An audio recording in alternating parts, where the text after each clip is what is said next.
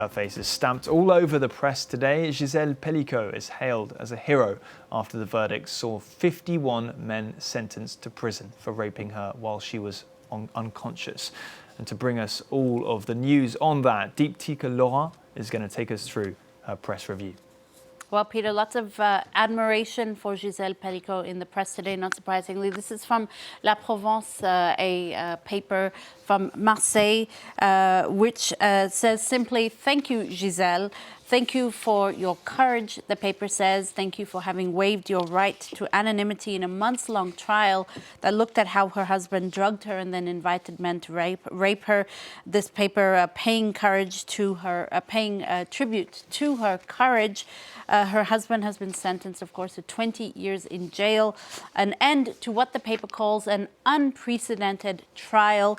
This is from Libération, the French paper, choosing the national paper that chooses to quote quote Gisèle Pelicot's words as that trial came to an end. She said, "Right now I have faith in our capacity to create a future in which men and women can live in harmony and mutual respect."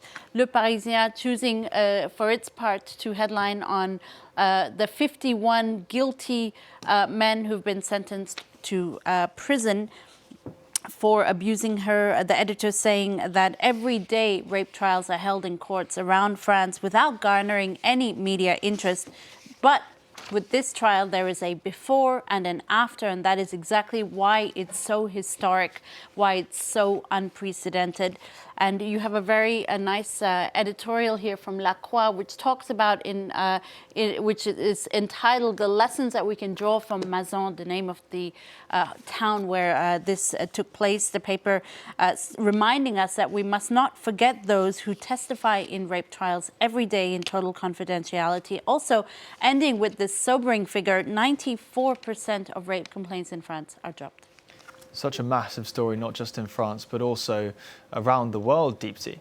Yeah, absolutely. Just take a look at some of these headlines here. This is from the Daily Mirror. The world's bravest woman, it says on its front page. And what makes all of this so incredible is that this was, at least in the beginning, a local trial, and the kind of international interest it has sparked is what makes what makes her courage all the more incredible. This is from the Daily Mail, also headlining on her, calling her the elegant French woman with a core of steel who's become a heroine to every victim of male abuse. You also have papers from Germany, for instance. You have Der Tagesspiegel here, which headlines on its front page with this headline here, saying that paying homage to her, "Your courage against their shame," it says in this headline. The Italian paper La Stampa also paying tribute to her on their front page here with a headline that says, "Bitter justice for Gisèle Pelicot," calling her the woman who defeated shame on its front page. And also you have El País here calling it an historic sentencing in France for the mass rape trial of Gisèle Pelicot.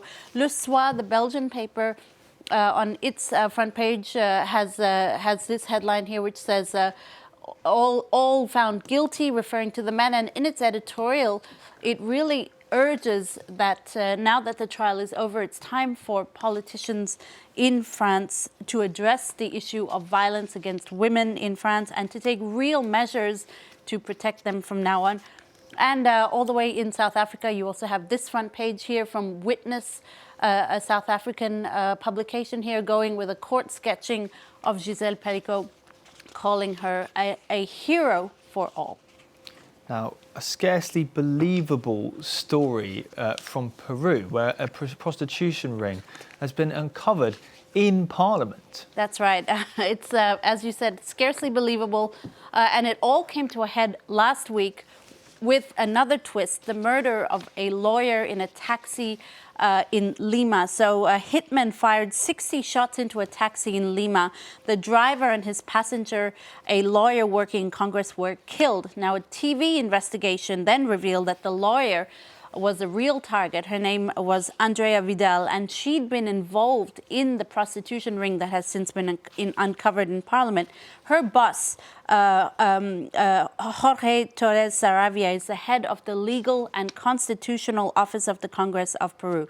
He allegedly ran these prostitution rings in the hallways of Parliament, passing women off as secretaries or office workers who were in reality providing sexual favors to lawmakers. And this lawyer, this young lawyer, Vidal, who's since been killed, was reportedly the one recruiting the young women.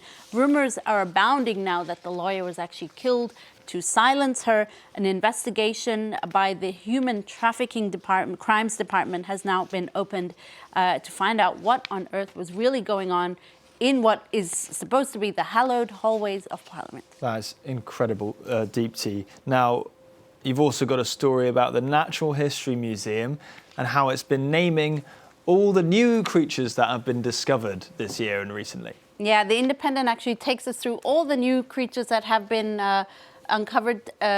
discovered this year, and it's really a lovely reminder that we may feel like we dominate the world, but we know so little about the planet, and particularly all the kind of unusual species who live on the planet. This year saw the discovery of a vegetarian piranha. Let's see if I can bring that up for you. I think it's this one here called Myloples Sauron, named for the Lord of Rings villain Sauron.